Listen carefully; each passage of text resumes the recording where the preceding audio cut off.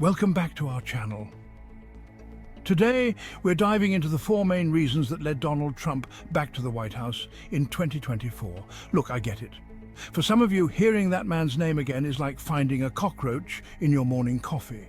Unpleasant, unexpected, and you're left wondering how the hell it got there in the first place.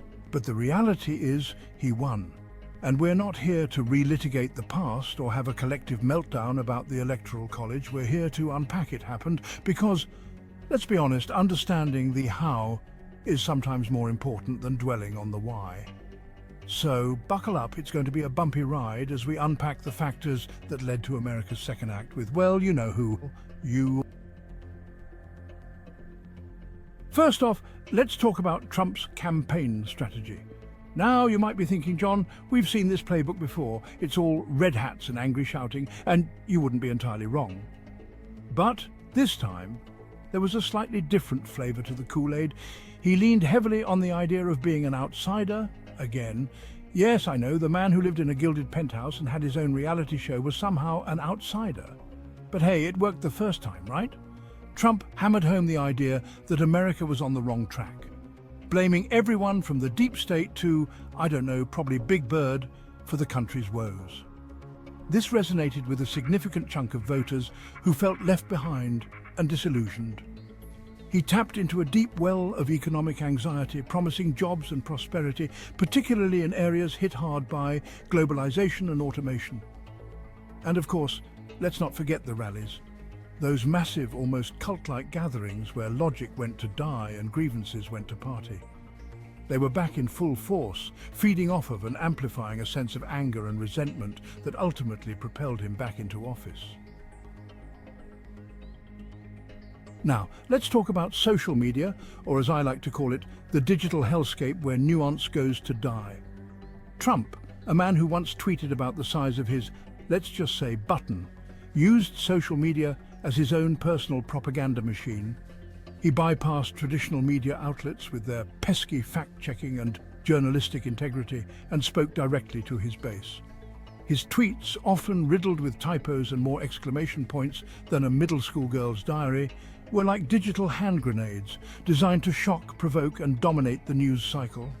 He weaponized misinformation and disinformation, spreading conspiracy theories and outright lies with reckless abandon.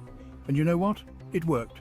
His supporters, living in their own curated echo chambers, were bombarded with a constant stream of pro-Trump content, reinforcing their existing beliefs and demonizing anyone who dared to disagree. It's like that old saying, if you repeat a lie often enough, well, you know the rest. Now, it would be intellectually dishonest to ignore the role of the economy in Trump's victory. While the economic picture wasn't entirely bleak, there were enough struggling families, stagnant wages, and shuttered factories to fuel a sense of economic anxiety.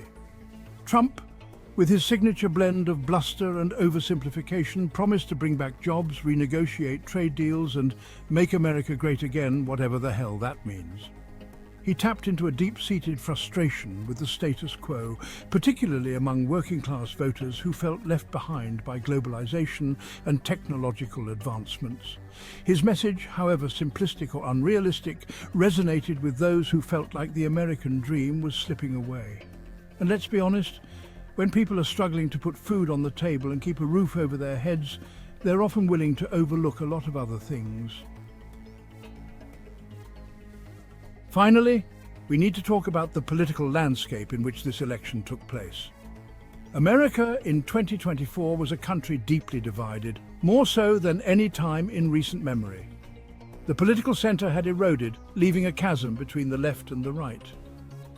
Trump, a master of exploiting division, thrived in this environment. He painted his opponents as radical socialists, hell-bent on destroying America, a claim that, while utterly ridiculous, resonated with his base. He energized his supporters by demonizing his opponents and portraying himself as the only one standing between America and, well, apocalypse, apparently. This US versus them mentality, fueled by social media and partisan news outlets, created a toxic political climate where compromise was seen as weakness and dialogue was replaced by shouting matches. So there you have it.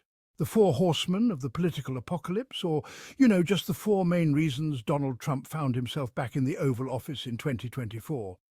Look, I'm not saying any of this is good news. In fact, it's probably time to invest in a really good therapist and maybe a one-way ticket to Canada. But by understanding the factors that led to this outcome, we can hopefully start to have some, difficult conversations about the state of our democracy and where we go from here. Because if there's one thing we've learned from all of this, it's that ignoring the problem doesn't make it go away. Thanks for watching. Don't forget to like, comment and subscribe.